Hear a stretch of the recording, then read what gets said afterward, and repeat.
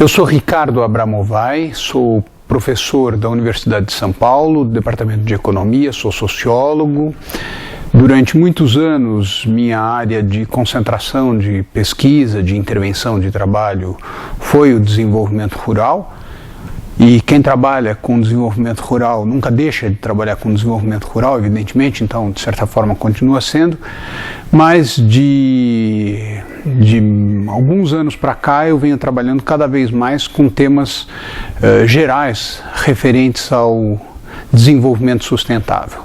É uma alegria, uma honra para mim poder me dirigir às pessoas que estão participando desse congresso. Eu tenho profunda admiração pelo trabalho que faz o IICA, pela sua seriedade, pela sua consistência. E o IICA me pede para partilhar com vocês algumas ideias a respeito da economia verde.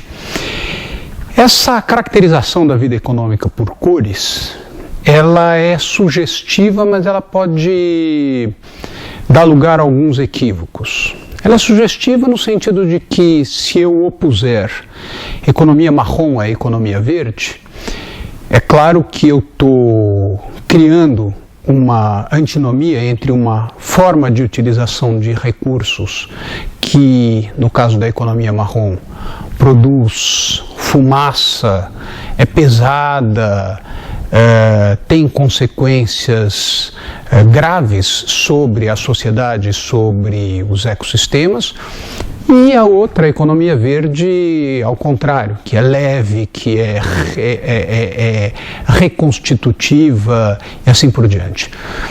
Mas cada vez mais se fala em economia azul, quando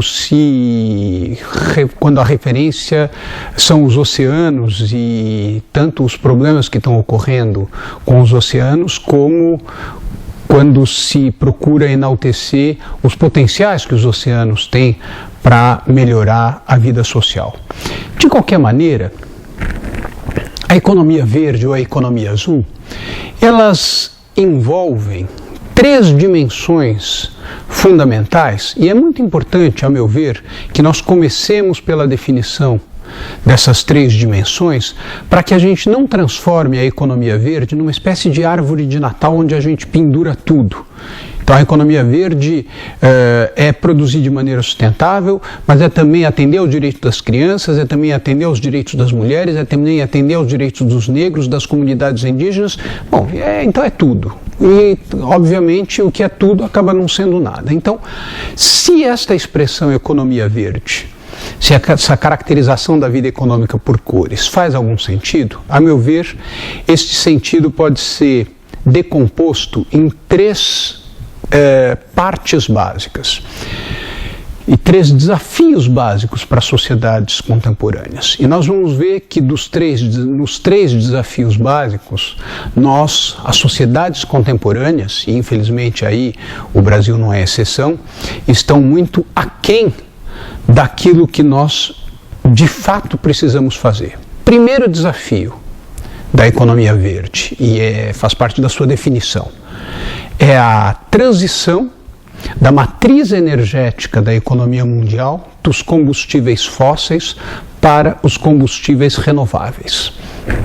Nós, brasileiros, tendemos a encarar essa transição com muito otimismo, uma vez que nós temos a matriz energética talvez a mais limpa do mundo, a menos dependente de combustíveis fósseis, quando comparado a países cuja economia tem a dimensão da nossa economia.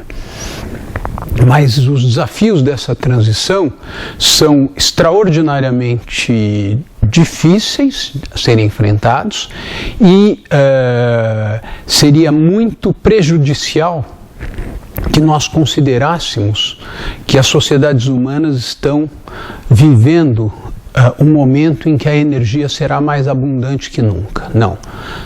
Essa transição das energias fósseis para as energias renováveis, ela não pode ser confundida com o mito da energia abundante. A energia é escassa. Então, o primeiro ponto, e eu já vou voltar a isso, o primeiro ponto da economia verde é mudança na matriz energética de energias fósseis para energias renováveis. As energias renováveis mais importantes são a solar, a eólica, a geotérmica e a biomassa moderna. Não é toda a biomassa que faz parte dessa dimensão virtuosa, digamos assim, das energias renováveis. O segundo desafio importante, e a segunda maneira de se caracterizar, a segunda dimensão da economia verde, é a melhoria no uso da energia e dos materiais. Ou seja, não basta que existam fontes renováveis de energia. É necessário também que haja melhor uso dessa energia e melhor uso dos materiais dos quais depende a vida social. Esta é uma dimensão absolutamente crucial, exatamente pelo fato de que a perspectiva mais provável, tendo em vista o que vem acontecendo nos últimos 30 anos em termos de crescimento da oferta de energias renováveis, a perspectiva mais provável é que o século XXI seja ainda o século das energias predominantemente fósseis. Então isso significa que, como nós vamos continuar dependentes do petróleo, é fundamental que a gente use melhor essa energia para que na oferta de bens e serviços nós sejamos capazes de preencher as necessidades humanas emitindo cada vez menos gases de efeito estufa e usando cada vez menos materiais. É um desafio extraordinário para a inovação e para a pesquisa científica e tecnológica contemporânea. A terceira dimensão, o terceiro desafio da economia verde é o uso sustentável de produtos e serviços da biodiversidade. Os principais biomas no Brasil, mas isso se refere também a outras regiões além do Brasil, como, por exemplo, no caso das florestas tropicais, é o caso da Indonésia, é o caso do Cerrado brasileiro. A principal característica do uso, por exemplo, dos cerrados brasileiros e da floresta amazônica, a característica é que hoje nós temos aí uma economia da destruição da natureza e não uma economia do conhecimento da natureza. O desafio da economia verde nesse caso é que nós passemos da economia da destruição para a economia do conhecimento da natureza. O que isso significa? Significa valorizar estes biomas sem destruí-los, ou seja, com a utilização de produtos e serviços da biodiversidade. E, infelizmente, nós estamos muito longe de conseguir sequer dar os primeiros passos nessa direção.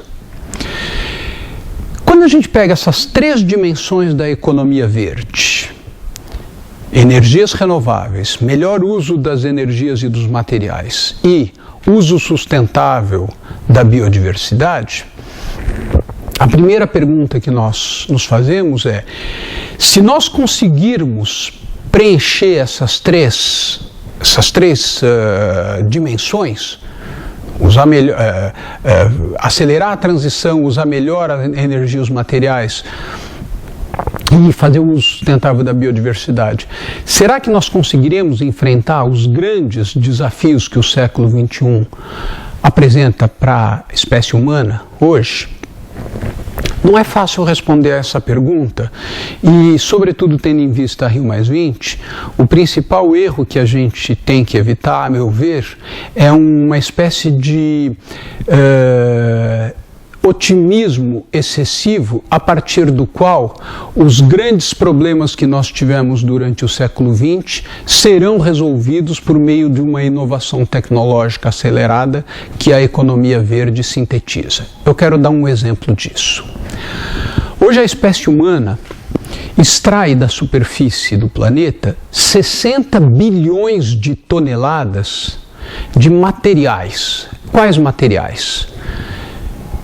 Combustíveis fósseis, biomassa, materiais de construção e minérios com finalidades industriais. Se eu faço aquilo que no curso de economia que vocês fizeram, ao menos durante 6 meses, cada um de vocês fez um pouquinho de economia, vocês aprenderam que não se pode fazer, que é somar banana com cimento, com borracha, etc., porque tudo tem que ser convertido para uma unidade comum, que seriam os preços.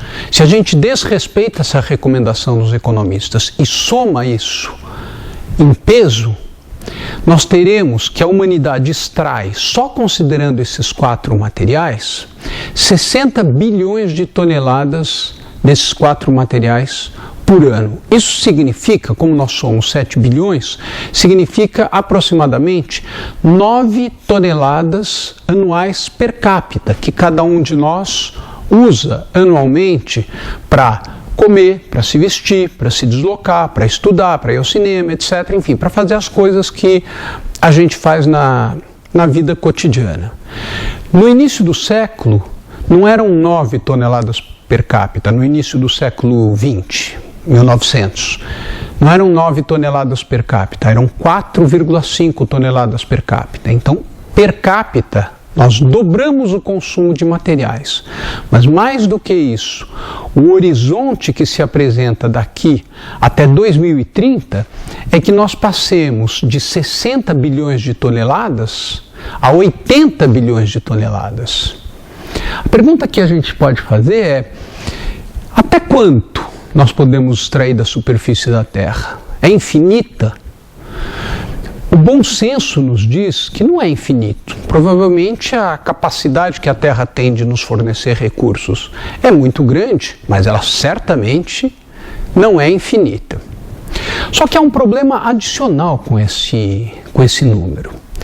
O problema adicional nos coloca no eixo, na questão central que deveria nortear as discussões da Rio+20 e que está nos documentos oficiais, ou seja, no draft 0 e no documento que o Brasil apresentou para as Nações Unidas, inteiramente escamoteada. Qual é essa questão? É a questão da desigualdade, ou das desigualdades. E aí eu vou abordar uma forma de desigualdade, que é a desigualdade no uso de recursos. A média de 9 toneladas per capita que cada um de nós usamos se traduz na prática no fato de que cada indiano que nascer hoje consumirá ao longo da sua vida 4 toneladas per capita desses materiais. Um canadense, um norte-americano e boa parte de nós que estamos participando desses congressos, mas enfim, as informações que eu vou dar se referem ao Canadá e aos Estados Unidos como média, consome 25 toneladas per capita. Qual é a visão predominante nos documentos, tanto o draft 0, o rascunho 0, como no documento brasileiro para Rio+20? É que a luta contra a desigualdade consiste em fazer com que o indiano, que hoje consome 4, passe a consumir 25 toneladas, como o norte-americano e o canadense. Só que a hora que a gente faz as contas da quantidade de materiais que seria necessária para que esse patamar fosse atingido, a gente vê que os recursos ecossistêmicos não são suficientes para que a desigualdade seja enfrentada dessa maneira. Ou seja, se nós continuarmos a luta contra a pobreza apenas no horizonte de melhorar a condição de vida daqueles que se encontram na base da pirâmide social, sem tocar nos interesses e no uso que fazem dos recursos os que se encontram nos andares superiores da pirâmide social, não há e não haverá recursos para que os progressos recentemente atingidos na luta contra a pobreza permaneçam. O mesmo raciocínio se aplica à energia. Hoje, nós temos um consumo de energia no mundo tal que um habitante dos países desenvolvidos, em média, consome 12 vezes mais energia do que um habitante dos países em desenvolvimento.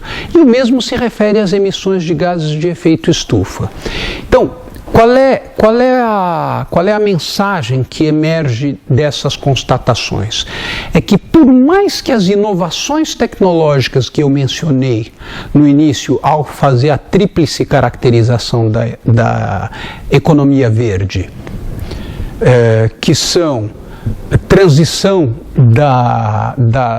das energias fósseis para energias renováveis, melhor uso de materiais e melhor aproveitamento de produtos e serviços da biodiversidade, por mais que isso avance, se não houver, além das inovações que esse tríplice avanço supõe, se não houver limites, se não houver restrições, se não houver, sobretudo, políticas voltadas a reduzir o uso que os que se encontram no alto da hierarquia social fazem dos recursos, não será possível continuar, como eu disse, o sucesso que vem sendo obtido atualmente na luta contra a pobreza, considerando que esse sucesso até aqui, embora real, é muito parcial.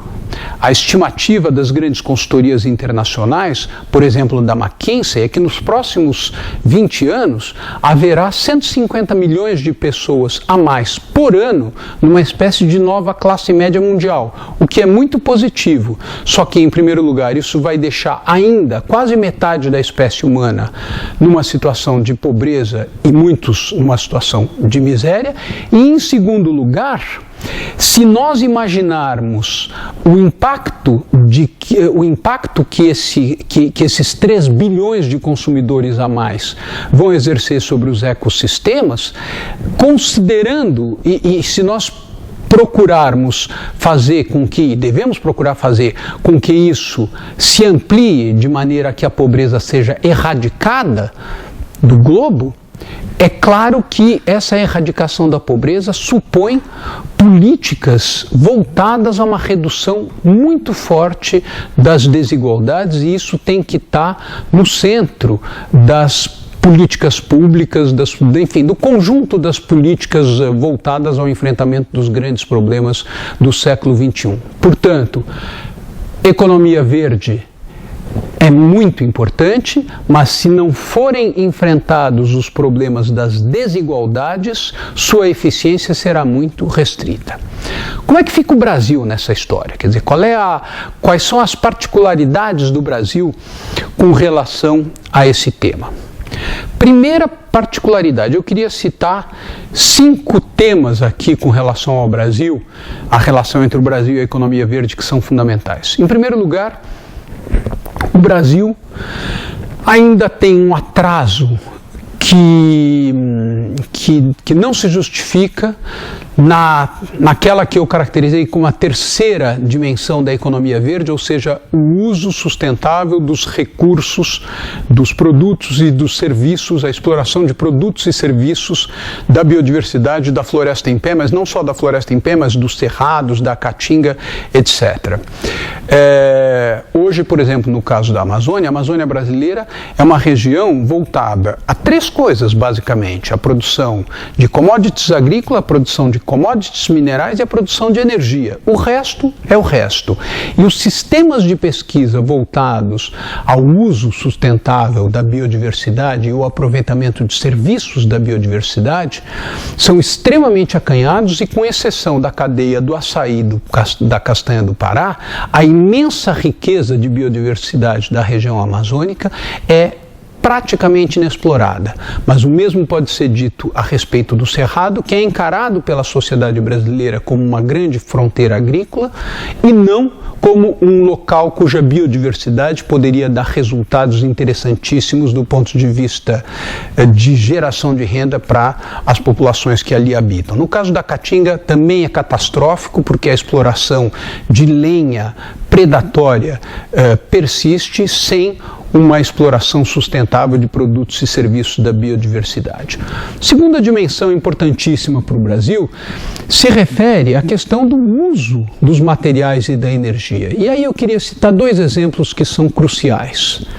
Primeiro exemplo, nós somos um país hoje que está passando de uma produção anual de automóveis de 4 milhões para 2015, 6 milhões ou 6 milhões e meio, alguma coisa assim. Mais do que isso, quando vem sinais de crise econômica, a primeira reação de todos os governos, sempre no Brasil, é: o que nós vamos fazer com relação à indústria automobilística? Do ponto de vista social, do ponto de vista socioambiental, que é fundamental, o automóvel individual é a forma pior de garantir um dos valores fundamentais das sociedades contemporâneas para as pessoas, que é a mobilidade. Já existem indústrias que estão se planejando para como é que eu me transformo em uma indústria que produz automóvel em uma indústria que produz os elementos de uma verdadeira mobilidade. Por que isso é importante? Isso é importante porque o automóvel individual, ele é energeticamente ineficiente. Ele usa quase 80% da sua energia para mover-se a si próprio. Do ponto de vista de materiais, ele representa 10 a 20 vezes, às vezes mais, o peso daquilo que ele transporta, ocupa um lugar imenso e é responsável, é um dos grandes responsáveis, não só por um desperdício no uso de recursos fantásticos, que são os congestionamentos, mas ele é um vetor do fato de as cidades serem planejadas em função do automóvel e não em função das pessoas. Essa não é uma questão. Aí, alguém poderia perguntar: não, mas a gente pediu para você falar de economia verde, não ficar falando mal do automóvel. O problema é que, se a gente quer falar seriamente de economia verde, a gente tem que falar de desenvolvimento sustentável. Desenvolvimento é a ampliação permanente das liberdades substantivas dos seres humanos.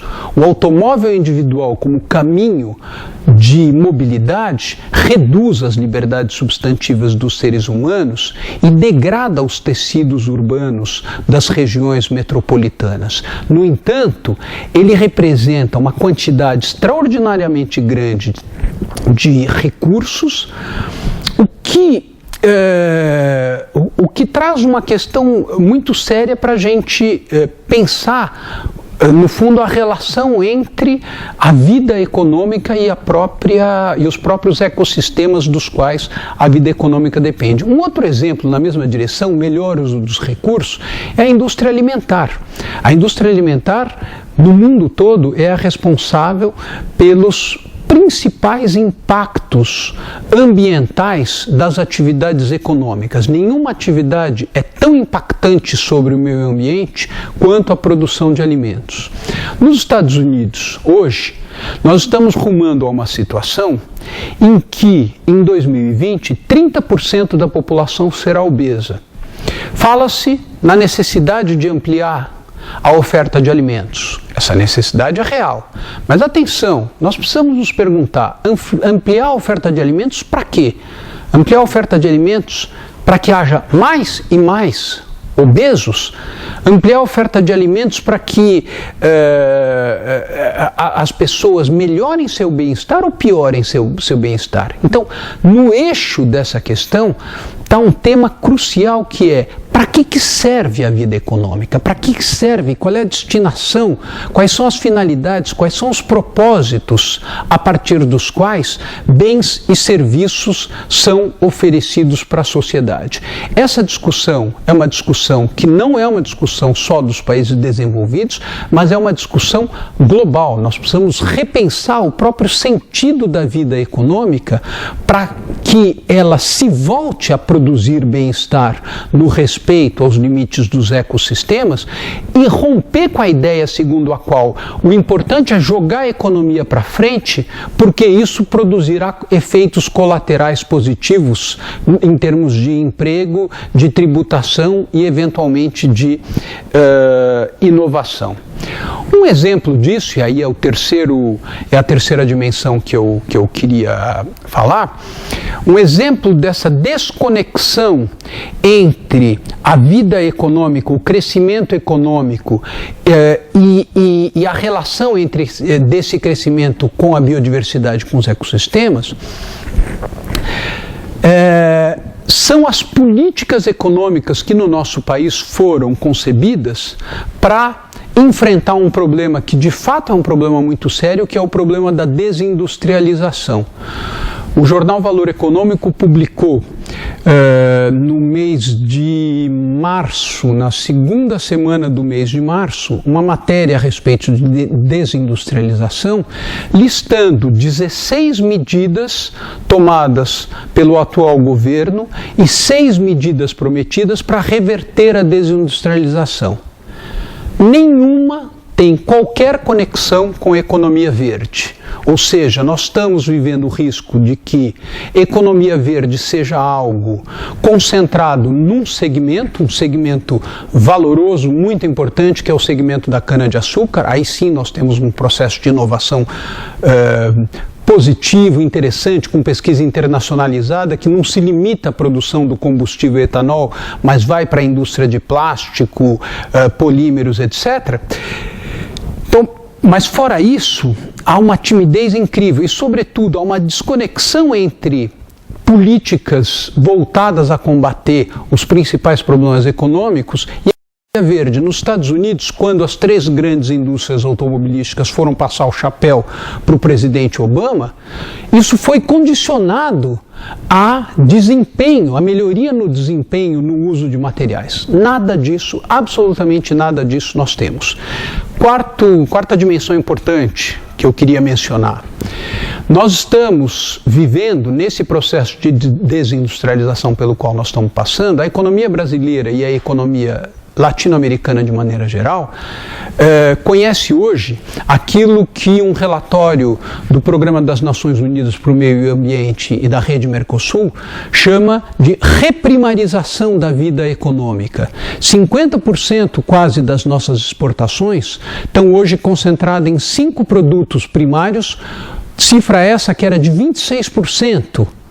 6 anos atrás. Isso é extremamente preocupante do ponto de vista macroeconômico, porque contribui à sobrevalorização cambial, mas é sobretudo muito preocupante porque inibe aquilo que é o mais importante e que é o 5º ponto pelo qual eu encerro essa intervenção, que é a necessidade que nós temos, não de inovação de maneira geral, mas sim de sistemas de inovação voltados para a sustentabilidade.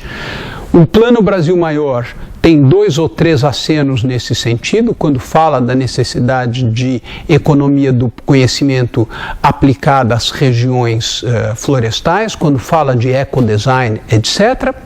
Mas nós ainda temos uma mentalidade em que o principal desafio de inovação que temos pela frente seria o aumento da produtividade do capital e do trabalho, quando internacionalmente já está claro que o nosso grande desafio é, sobretudo, do ponto de vista de inovação, aumentar a produtividade dos recursos materiais, energéticos e bióticos dos quais depende a vida social. Quais são as consequências disso, tudo que eu acabo de dizer, para a agricultura familiar? Eu teria muita curiosidade em ver se as questões que eu coloquei são pertinentes.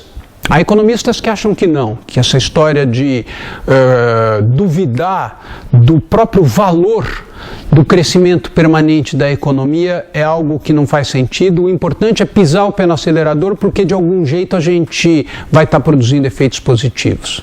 Quais são as consequências disso tudo para a agricultura familiar? Não é fácil fazer esse vínculo, é claro.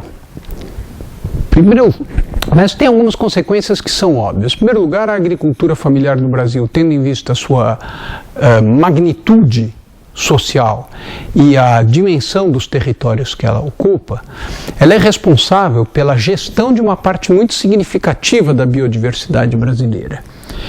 Vai ser muito importante elaborar mecanismos de pagamento pela manutenção dos serviços ecossistemas que essa biodiversidade propicia. Nós estamos chegando numa situação em que a água, obviamente, vai ser muito mais importante do que a soja, o trigo ou eventualmente a carne que uma determinada área produz, em função, claro, da escassez de água que atinge o conjunto das sociedades humanas.